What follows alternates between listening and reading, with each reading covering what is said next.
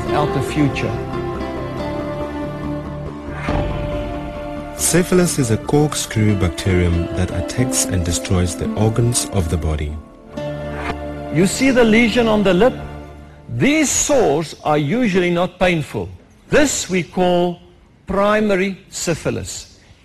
The sore will go away by itself without treatment. But the disease is not out of his system. He's still infected, he carries the disease, and he can continue to infect girls with whom he sleeps.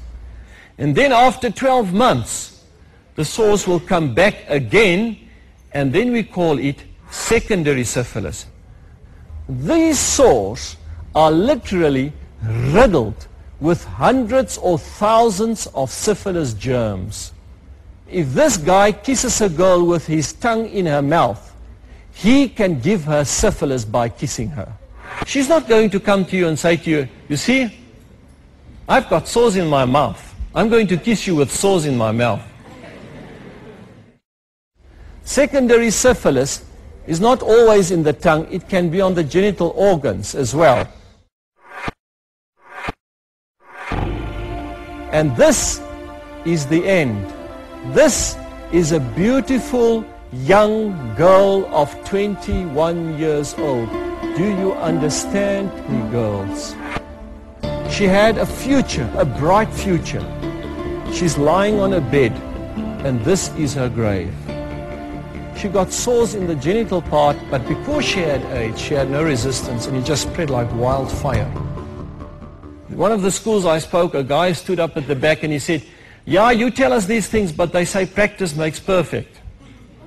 He says, if I can't practice to have sex, how will I know how to have sex when I'm grown up? I said to him, look, you don't have to practice to have sex, it's in your blood. Believe me. You know what you must practice? Practice to control yourself.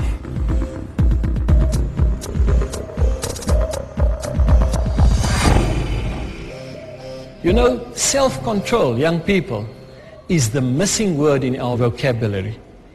Nobody talks about self-control. Everybody talks about doing things your way. People steal, people kill others, people abuse because of what? Lack of self-control.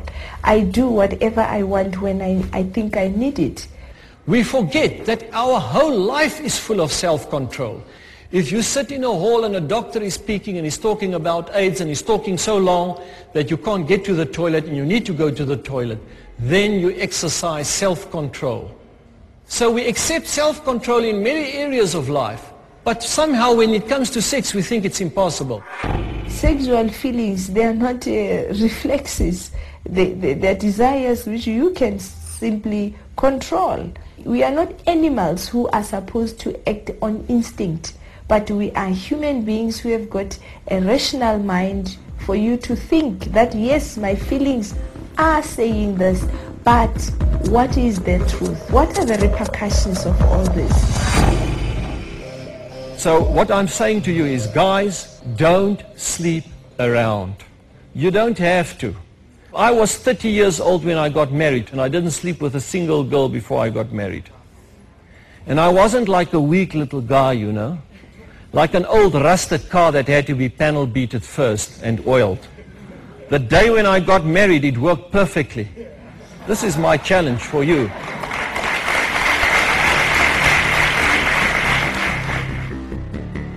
HPV attacks the skin cells of the genital area, damaging the cell's genetic material, making it cancerous and extremely infectious. It's one of the most common sexually transmitted diseases. It affects up to 46% of sexually active teenagers. It causes venereal warts, genital cancer, and painful intercourse later in life. You can't even see this is a woman. This is one big cauliflower of a wart. And because she had AIDS underlying, the HPV is much more serious. The treatment for this is to burn it with laser. Then it looks like this. It's very painful though.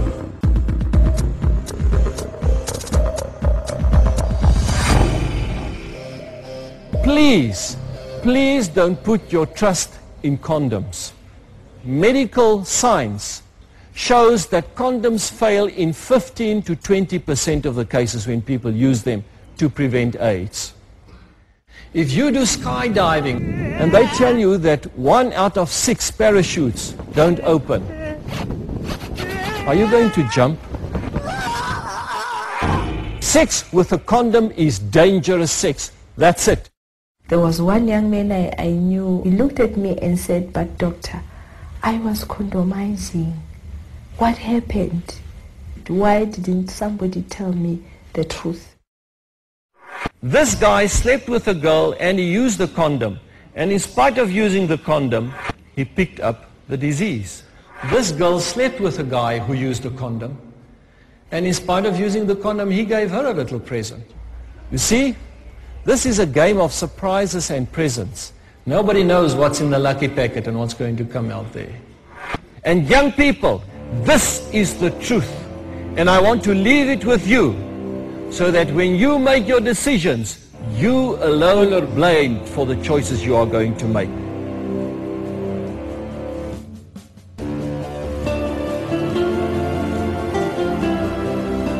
I don't know whether you've ever seen these videos about the Serengeti, of these huge herds of blue wildebeest who trek once a year from Kenya down to Tanzania. Now, somehow nature works like that the cows calf while they're on the move. And then you see them standing in a circle around this cow. And you see her giving birth and this cow falling onto the ground, still covered in its membranes. This calf is struggling to get on his feet. And the rest of the herd is just standing there watching this calf. They're not moving a finger to help it. Within half an hour, that calf must be on his feet and he must be ready to move with the herd. And behind them, you see the jackal and the hyena waiting, because they know if the herd starts moving and this calf cannot walk and he cannot stand on his legs, they're going to get food. This is typical of the situation you are in. When I was your age, to a large extent, abortion was against the law. Pornography was illegal. And so these laws protected us. And these laws have been taken away if you don't make a decision for yourself. And if you don't stand on your own feet and stand for what's right and reject what's wrong and decide what lifestyle you're going to live and what lifestyle you're not going to live, nobody's going to do it for you. And you are going to be the victims of the jackals and the hyenas of our society.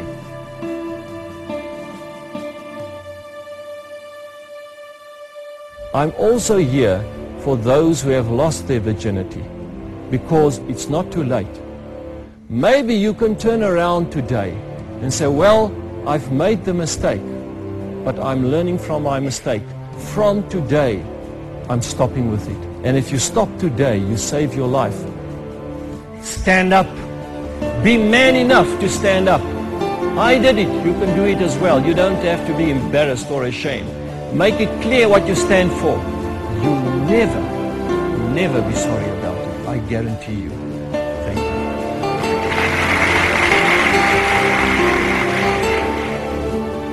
The facts have been laid before you, and you've seen the consequences of casual sex. There is no cure for HIV. STIs are just as horrifying. It simply is not worth it. Understanding the risks and dangers, you are now able to decide what lifestyle are you gonna choose. I encourage you to choose abstinence until marriage, because I believe it's the only way you'll never put yourself at risk.